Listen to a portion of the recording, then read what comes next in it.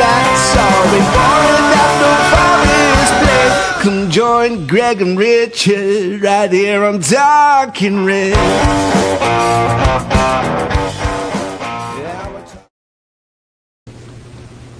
Hello and welcome to Talking Reds and Nottingham Forest podcast. I'm Greg Oram. He's Richard Spray. We interrupt the Root and Toot and Rock and Roll Hour to bring you this urgent news flash.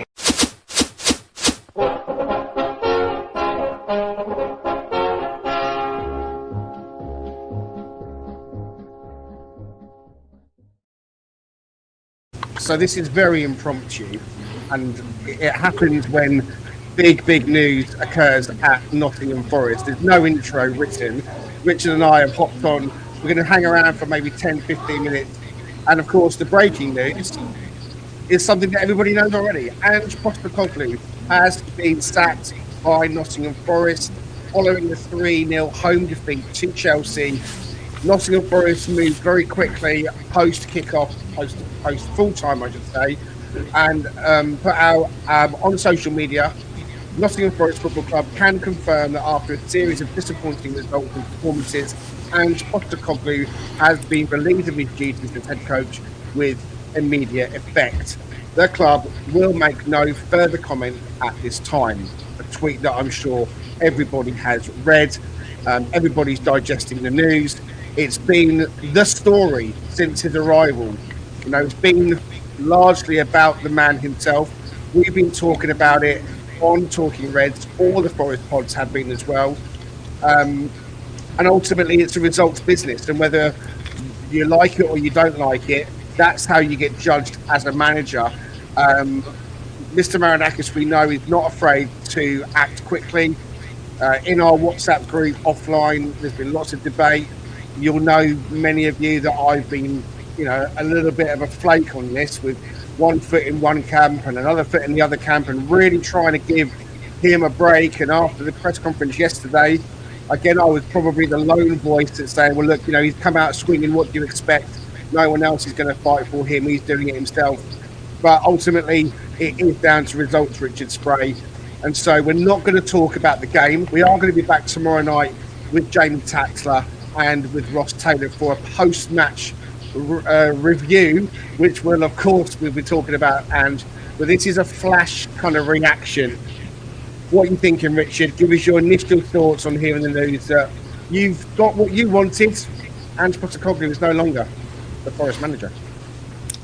Yeah, I mean, when you say that, it's like I didn't want him when he came in. I mean, when the options were being presented, I think on different social media platforms, the idea was I was saying no. I was using the, certain memes to try to illustrate, from The Office, that it just wasn't a good option in my mind. I understand what Marinakis was trying to change to, and stylistically speaking, but it just felt like that line from The Matrix, which my son and I just watched recently, and first time he had watched it, and that great moment, right, with the where you hear that sound, Mr. Anderson? That's the sound of inevitability, and that's what it just has felt like since he's walked in. It's just seemed like it wasn't going to be successful, as Chris Aylmer tweeted out I think a few minutes ago under Forest All Over's account. The experiment went horribly wrong, and no one's surprised. And I think Tricky Fred said it in the comments. It didn't make any sense to me why we were targeting this match, why this was considered to be a litmus test for what we anticipated Ange needed to do in order to move forward with him or without him. And invariably, it just felt like, why not do this 2-3 weeks ago when you had the opportunity to get Dyche in? We hadn't been so far gone from a style of football that our boys were used to, that they were accustomed to, that we knew that they could play, even if at the end of the last season it sort of trailed off a bit. I think most of that had to do with fatigue, with a smaller squad, Sorry, I'm trying to get my words out here. But ultimately, I think it's, and I just think it didn't, the timing to me didn't make any sense. And I wished we had just made the decision when it felt like there was time to implement something and potentially get a result here, because we just continue to put ourselves into a hole. I'm glad that Marinakis probably at the 66th minute during the course of the match actually probably got up, made a phone call and said, we're done. Or maybe he had Dyche on speed dial, and maybe Dyche was in the stadium. I think Raph flippantly made a comment in our WhatsApp group that he probably just fired him right now. And is he going to be reaching out to Dyche? Is Dyche in the stadium? Can he come down? I think it was Bruce actually who said, "Can Dyche just come down and finish out this match as the manager?" So I mean, I'm assuming that's where we're headed, unless something comes out of left field with a Silva situation or somebody else. But yeah, I've been here for weeks. I didn't want it to be this way. I didn't want to reside in this particular space that we are as a club, but it is what it is at this stage, and we're moving forward in the right way, I think. This is Talking Reds and Nottingham Forest podcast. And as I said in the last episode, it's not an Ange Postecoglou podcast. It never was, and it definitely never will be. And our subscribers are dropping off by the numbers. Well, not that drastically. All the Aussies that came in are now deciding they're packing their bags and they're off as well. So, for you to come our way. But ultimately, your guys come into the club and couldn't win a game of football. The only manager in Nottingham Forest history to go 8 games and not win. That's a record that no one wanted. We all wanted him to get a result today because we are fans of the football club. But invariably, it didn't happen. And we can start picking it apart. And we're not going to do that here and now, Richard. We're going to pick it apart tomorrow. That's what tomorrow's review is. We'll pick it apart. Team selections, why he went with the Wonyi, and why the shape was the way it was.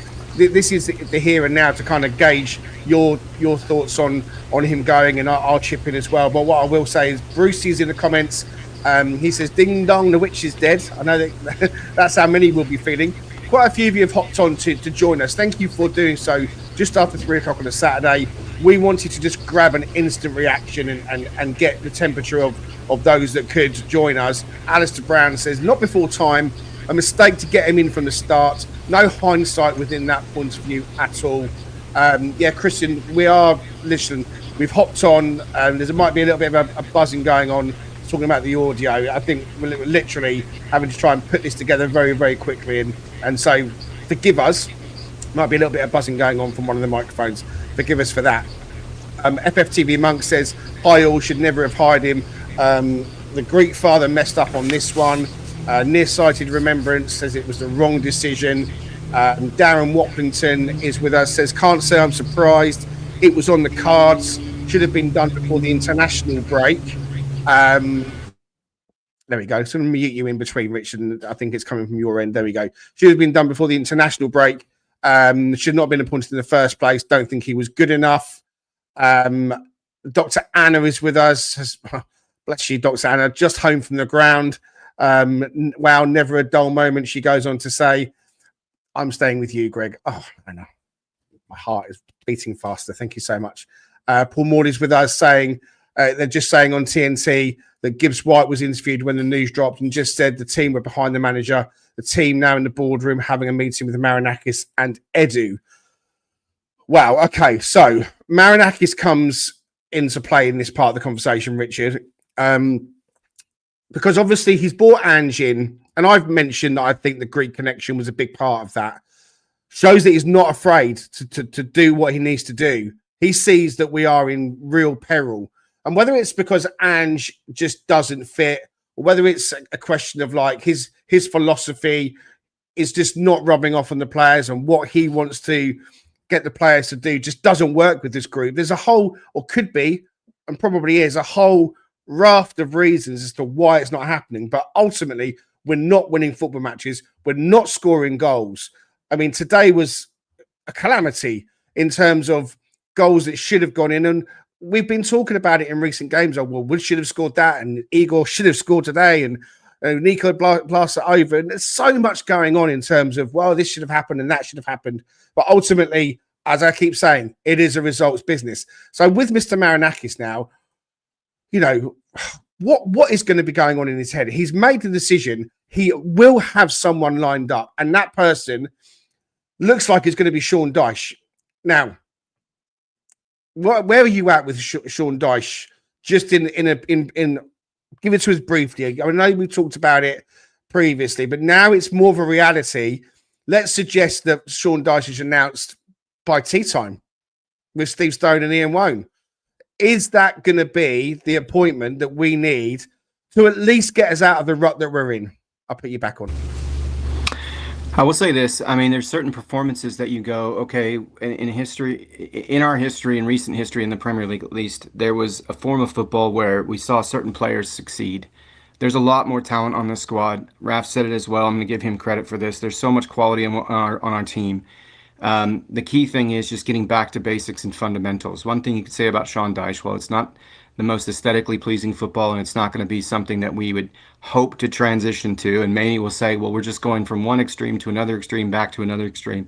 I don't think we're that far gone from that style of play, to be able to reinvigorate that and reinstitute that, at least to keep us at from the worst case scenario. That's always been my take on this. I understand maybe I went that direction, and many had said, well, it's too early for Dyche ball. Well, you're now potentially, depending on what happens with the result with West Ham and with Burnley, you're in the relegation zone if they win matches this weekend. So you're in a difficult situation. So rather than sort of continue to double down on this whole concept of possession-based football, which we've seen some bright moments of it, but it never ends up in anything, as you pointed out. It's the finishing is absolutely abhorrent. And bless him, I love him as a player, as an individual, but Gibbs White's at the top of that list. Chris Wood's not been finishing. Couldn't put it in the back of the net today with Jesus as well, and that unfortunate bounce off the crossbar and not going in. So there just doesn't seem to be that sort of luck of the draw, as it were, that sort of ability to find the back of the net at this stage, and that's been a calling card for Ange ball. Even if there's been frailties on set pieces and other areas, but when it comes to the most basic concepts of the game, I think we're getting behind again, and we're not strengthening and keeping those areas stabilized. So bring someone in who I think has historically shown an ability to do that. And while he doesn't have the best record, I understand. I think someone quoted 33% win percentage in the Premier League. He's he's got the right personality. I think he's got the right passion for the club and for the city to reinvigorate a little bit of life into the team. I genuinely think you might be able to get a new manager bounce from him. Will it be sustainable long term? No. But in my head, whether he accepts this or does not, he's got an opportunity to essentially audition for either the Forest job if he does really well, unexpectedly well, or because we didn't think Nuno was going to do that well either when he came in, or he's auditioning for something else if potentially he does do well enough to where others on the outside notice that progression. Because one thing we've noticed with Ange is it feels like it's not progression, it's regression. So I think Dyche is going to make us difficult to beat. I think he's going to utilize the skill sets, because Morgan, while he wasn't spectacular the last half of the last season, his second season under Cooper was really good. His first half of last season under Nuno was really good. And so you need to unlock players like that. And I just don't know. Clearly, Ange was not the guy to do that. So I'm not like enamored with the idea. It may feel like a step backwards, but I do believe if we become a little bit more solid and a little bit more compact, a little bit more difficult to break through back into the pitch, that at least is something to build off of. And then you've got more talent and depth, I think, than we had under Nuno and under Steve Cooper, clearly. So that allows you to hopefully take advantage of that and be able to manage that rotation. And I don't know what Dyche's history is with small squad versus bigger squad. And frankly, the talent level in the Europa, it's not bad. I mean, Porto's a good team. Obviously, Betis is a good team. But I still think there's a route for us to be successful there. And the way that Ange won that trophy was through playing more pragmatic football with players he obviously already knew and knew how to leverage. It's not an easy situation. I do feel bad for him, but I just don't think, my contention has always been he just wasn't the right fit for what we needed right now. And we need something that's a little bit more technically sound and plays more fundamentals, because we have to get back to doing those things really well and masterfully to be able to build from. And then we'll see what happens as we lead into the rest of the season. But it's really it's very much it's a tenuous situation, and I'm glad that we're getting someone in who I think at least knows the climate and can hopefully do something with that. Okay. So just looking at Sean Dyche's record a little bit closer, really, because it looks like that's going to be where we turn to. Obviously, Burnley's the big one. I'm looking at Wikipedia, guys, so I'm conscious that this could be wrong. Played 425 games in terms of managed, and that is. He's got a win percentage of 35.06, so 149 games, lost 158, drawn 118. And that was really where he kind of like set his stall out and became a real kind of club legend for them. He did take them into the Europa League. They had a top 7 finish. And so Sean Dyche does come with Europa League experience, if you want to kind of tick boxes off. Obviously, the Everton regime, people might look at that with less favourable eyes. Played 84, managed 84, that is. Won 26, lost 32, drew 26, win percentage of 30.95, which again is not, it's a drop off from the Burnley figures, of course. So people talk about Sean Dyche in many ways. So, well, he's only a firefighter. He can only do this. He can only do that. This will be the best squad of players he's ever been managing, I would say. Players like Chris Wood might come back into being, what am I trying to say? They might thrive again under him. It's no doubt in my mind that Ange suffered from the lack of Murillo and Zinchenko and Douglas Luiz on the pitch and so forth. And so in that first half today, we looked good. You know, I know that some of our chances came as a result of Chelsea being sloppy, but we didn't take them. Zinchenko still divides opinion. Playing as a left-sided wing back, I don't think is his strength. He does like to be one of 4, so he can invert more. But Douglas Luiz looks the real deal, and I think obviously he's being taken off to manage his minutes. But ultimately, these players will now be under a Sean Dyche regime if that's what the club decide to do. There's still every chance that it's not Sean Dyche, and another rabbit is pulled from out of the hat. Malcolm Tetley says, "Hi, both from Thailand. My concern is the individual errors match after match from our best defenders. Can a new manager stop Sales, Murillo, etc. from making those kind of mistakes?" Those are the kind of mistakes they weren't making last season. I mean, Sales looks a shadow of himself. That third goal was awful, and so on. And you know, that's a real problem. Andrew Cove says, "Let's not forget Morgan Gibbs wide. If he could hit the target, he'd be dangerous." Derek Bell says Edu should be sacked for the players that he's brought in over the summer. I think this is one of our Australian viewers, says all this joy will turn to sorrow when you don't create chances and you've got to try and dig yourselves out of a hole. He says also good luck to you and your club. I think maybe that's coming with a little bit of sourness. But hey, listen, the decision's being made. I say it again to anyone that is more of an Ange fan than anything else.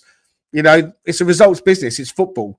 And, you know, if you don't cut it, if you don't get those results, then you're going to be in danger of losing your job.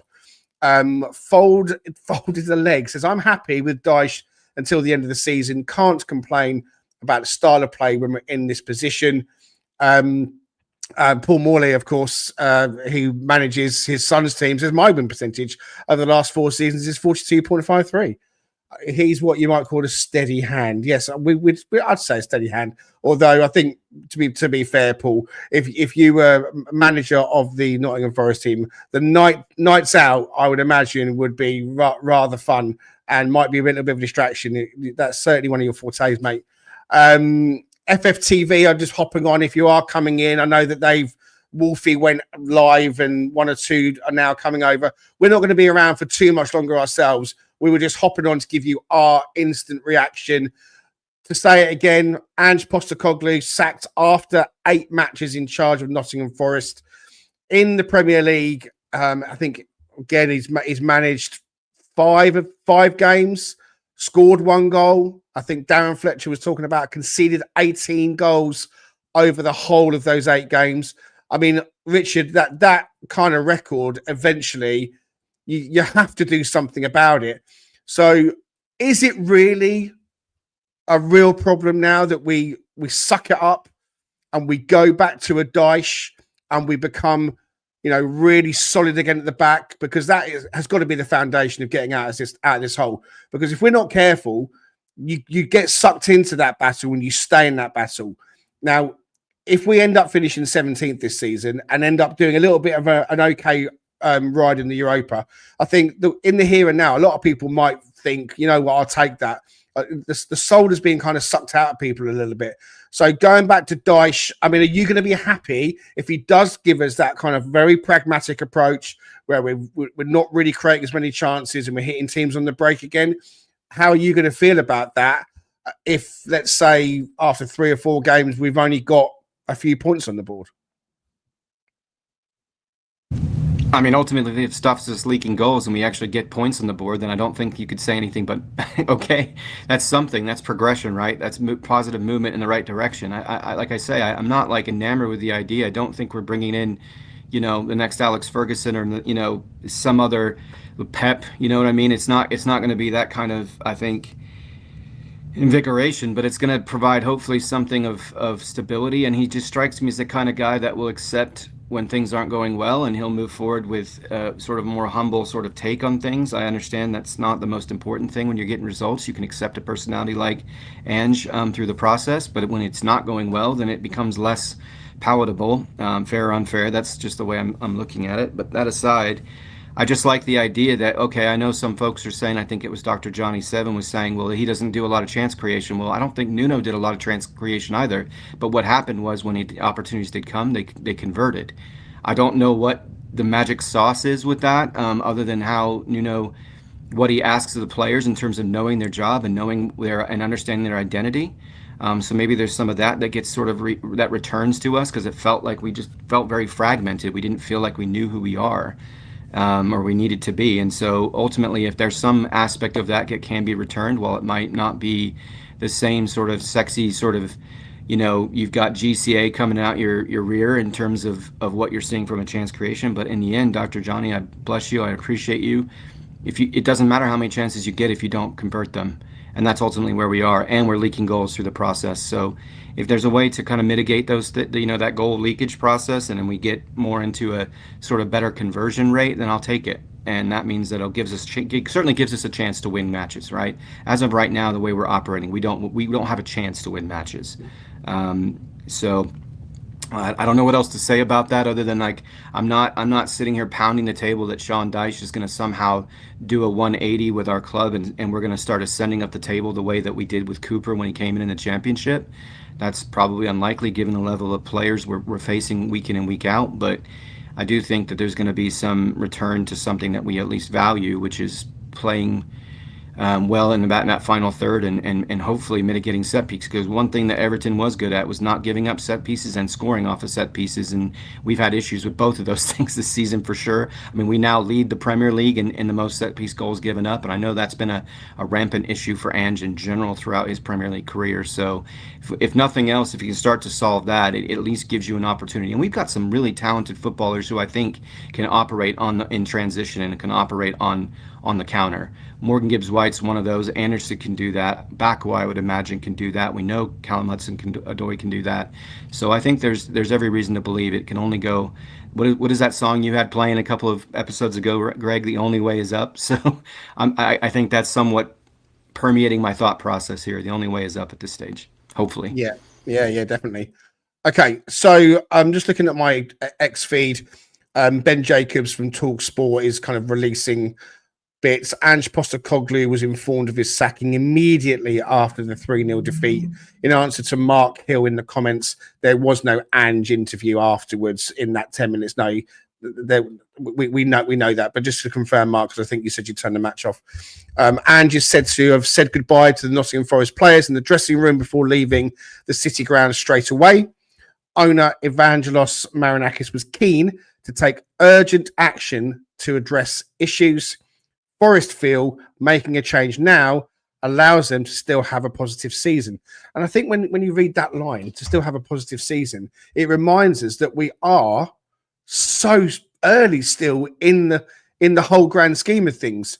So to your point, why not make it after the Newcastle game? Why not give Sean Dyche and his team, there's no announcement on Sean Dyche yet, folks. If you're listening to me say Sean Dyche all the time, we are just assuming that that's where this is going to go. But whoever the manager is going to be could have come in after Newcastle and been given time to work within the club and got used to the corridors if that was required, or if you're ex-players reaccustomizing yourself with the club as it is now, as opposed to 25 years ago or so when you left the club. You know, players were away on international duty, okay, but there are a lot of players that weren't away on international duty. McAtee, Hutchinson, Ali Mwendo. I mean, none of those. That's an awful lot of money that we've spent on the bench. So again, is the new man coming in going to be under any kind of instruction? Look, we've got a lot of talent that we need you to use. I don't know. I'm just kind of throwing that question out into the open. Sean Dyche, if it is him, he's a strong character. He will want to come in and do things his way. He's got a certain way of operating. It clearly will settle the fan base down to see Sean Dyche in the dugout with Stone and Wone. A lot of the problem was, and I think Ange Postecoglou said this in his own press conference, is he's not very good at PR. If invariably it becomes all about Ange, and I don't think that I'm going to blame him for that too much. All the questions being thrown were about him. He's going to answer them, but this become too much of a distraction. And the club is bigger than any one person, whether it's manager or player or whoever, even bigger than the owner. I respect Mr. Marinakis for making that decision. I was really struggling to work out how I felt about the whole thing. I've said that, and I'll keep saying that. I distanced myself a little bit, guys, over the last couple of weeks mentally from Forest, because it was really starting to mentally give me brain ache, and I just needed to just refocus on other things. Of course, I still kept my eye on it, and we did a pod or two, and now we're kind of back up and running after the international break. I'm full blown in on it, and I am happy that the club have made a conclusive decision, and Mr. Marinakis can never be blamed or had the finger pointed at him for not doing things that he thinks are best for the club. Everyone makes mistakes, right? So this looks like a mistake appointment, and everyone was saying it. Not everyone. A lot of people were saying it from the start. This isn't going to work. He's the wrong fit for us. And yeah, those people will now stand there and say, I told you so. And it never was going to work. And that's the end of that. Okay. But we come together as a fan base and we move forwards. We've got to now try and get behind the new manager. I said this would only be a short one, so we are going to leave it there. Richard, anything you want to add before we go? We are going to be back tomorrow, remember?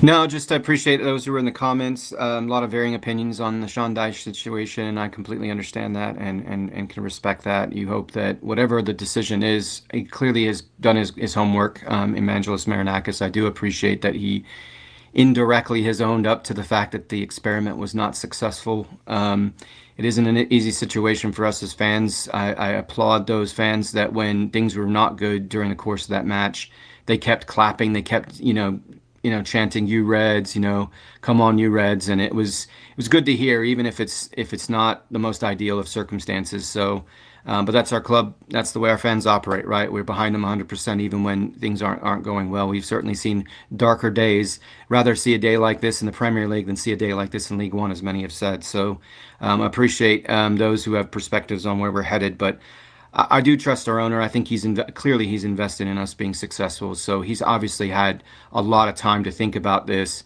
That may feel like a quick trigger doing it right after a match, but invariably he's already made the decision based off of the outcomes, right? I'm sure he's weighed and balanced all that stuff, and he said, you know what, if these multiple scenarios play out, here's where I'm headed. And the one that played out was the worst one. Not the surprising one, because it was literally like recycling the Newcastle match with one extra goal in the second half. So it was exactly the same outcome, and I just think invariably that's where we've been. So yeah, just I'm surprised. I'm disappointed at a loss. I always am, but surprisingly hopeful that we can get someone in who will galvanize the troops and get things moving in the right direction. Thank you very much to everybody that has joined us and hopped over from FFTV as well for this special instant reaction live broadcast regarding the sacking of Ange Postecoglou.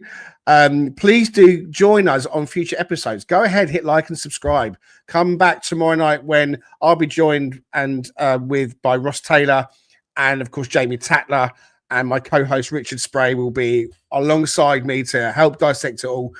I'll leave you with this. I've managed to get to so far 2 Nottingham Forest games in person this season. The first game I got to was when we lost 3-0 to West Ham.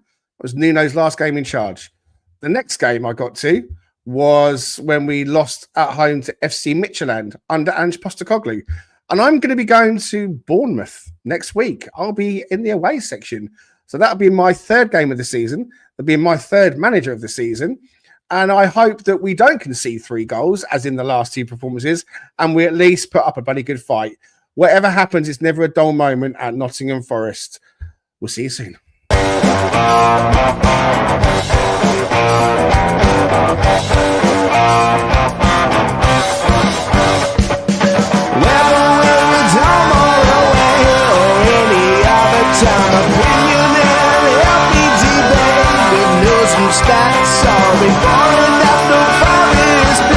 Come join Greg and Richard right